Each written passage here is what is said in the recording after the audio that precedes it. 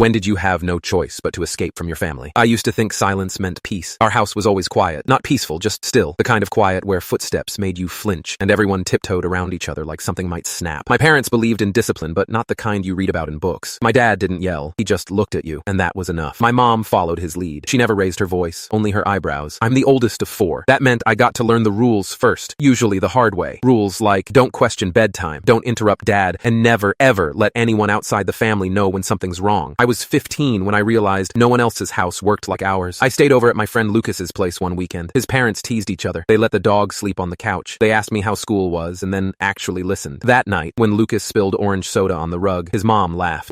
I stared like she'd just told a joke in church. When I got home, my dad asked what I'd learned from spending time with people who have no discipline. I said nothing, but something in me had already shifted. By senior year, I started pushing back. Little things. Staying at school longer, locking my door, saying no when asked to do something unreasonable. That's when the real tension started. Dad would remind me over and over, "You're under my roof. That means my rules." Mom just watched. Always watched. I got accepted to a college 3 states away. Full scholarship. I told my parents over dinner. My dad didn't flinch. Just cut into his meatloaf and said, "We'll talk about that when the time comes." My mom cleared the plates before I could respond. The time never came. A week before I was supposed to leave, I came home to find my acceptance letter torn in half on the kitchen table. My suitcase, packed and hidden under my bed, was dumped out, clothes scattered. They weren't going to let me go. That night, I waited until they were asleep. I grabbed my backpack, took my ID and debit card, and walked 3 miles to the Greyhound station. My friend Lucas had already Venmo'd me enough for a ticket. I didn't even say goodbye to my siblings. I still feel guilty about that. The next 2 years were chaos. I slept in dorm lounges, worked at a sandwich shop off campus, and lived off ramen. I blocked my parents, changed my number, but I couldn't stop thinking about my siblings, especially Sam. He was only 10 when I left. Then one night, I got a message on an old email I hadn't checked in months. Subject line, "I found you." It was from Sam. He was 16 now. Said he found my name in a community college brochure. Said he was thinking of leaving too. I told him everything, how hard it was, how worth it was. 3 months later, he showed up at the campus library with a backpack and the same tired eyes I used to see in the mirror. We found a tiny apartment. He got a part-time job. We shared a bedroom and took turns buying groceries. It wasn't perfect, but it was ours. A year after that, our youngest sister, Lily, messaged me too. Said she'd been talking to the school counselor in secret. Said she was done walking on eggshells. We're all out now, all 4 of us.